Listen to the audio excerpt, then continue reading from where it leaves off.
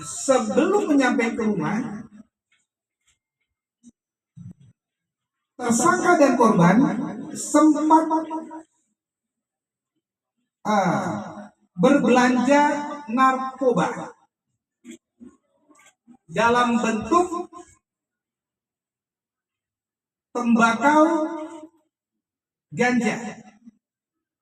Saya sudah tahu titiknya. Saya perintahkan Kapolsek tidak tegas untuk pelaku-pelaku ataupun bandar-bandar narkoba di tempat ini. Sehingga di situ dengan membeli satu am dengan seharga Rp10.000, sehingga tiba di rumah tersangka dan minta izin kepada ibunya untuk bermalam di rumah korban. Setelah keluar dari rumah tersangka, korban dan tersangka pergi ke tempat biliar yang berada di seputaran rumah ini juga, tidak jauh. Dan disitulah muncul niat tersangka untuk melakukan pembunuhan berencana dengan merampas barang-barang milik korban. Setidaknya tersangka ingin mengambil motor, ini barang buktinya, kemudian ingin mengambil handphone, dan ini barang buktinya, dan ingin mengambil dompet beserta isinya milik korban. Setelah dari tempat biliar jam 18 sampai dengan jam 22, selesainya langsung menuju ke rumah korban di tempat ini. Tiba sekitar jam 22.15 di tanggal 13-nya. Mohon maaf, 22.15 masih tanggal 12. Kemudian sampai dengan 00.30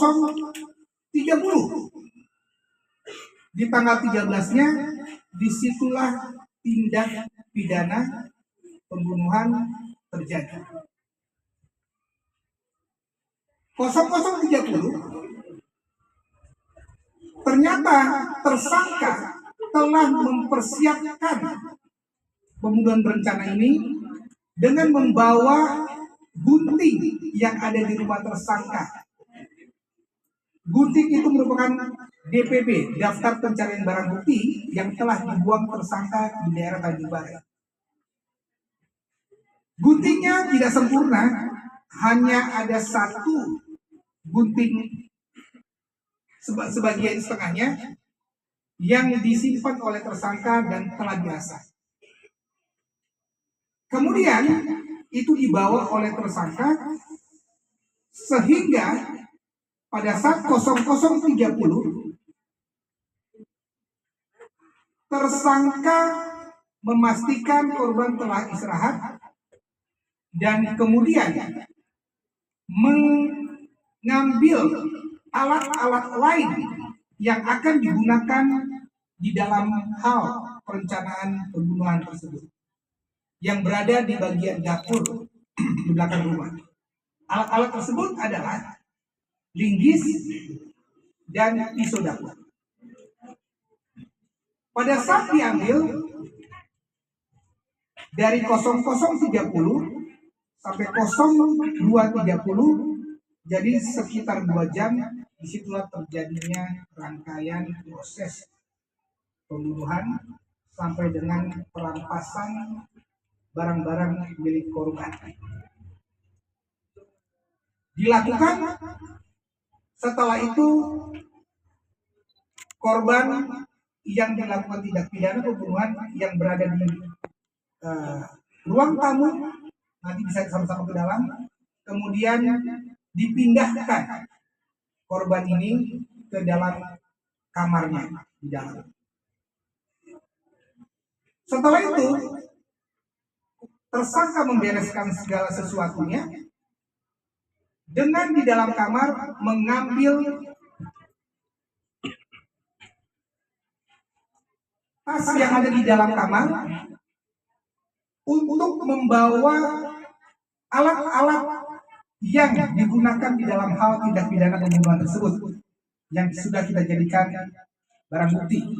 Dimasukkan ke dalamnya, yang pertama adalah linggis, merupakan daftar pencarian barang bukti kita. Tersangka telah membuangnya di Tanjung Balai. Kemudian dimasukkan di dalamnya adalah hasil pencuriannya, ada dompet, kemudian handphone dan lain-lain, dan gunting, setengah gunting yang dimasukkan ke dalamnya. Namun pisau ini yang dilakukan penikaman oleh tersangka ini tertinggal di TKP. Pada saat sudah selesai semua di tempat ini, tersangka menutup pintu dan kembali mengunci gerbang di depan. Kuncinya juga dibawa. Kemudian di tanggal 14 keesokan harinya, kakak korban menemui situasi di TKP dan ditemui korban telah terkapar di dalam dan masuk ke dalam. Dan di tanggal 14 juga tim penyidik dan tim supporting lainnya melakukan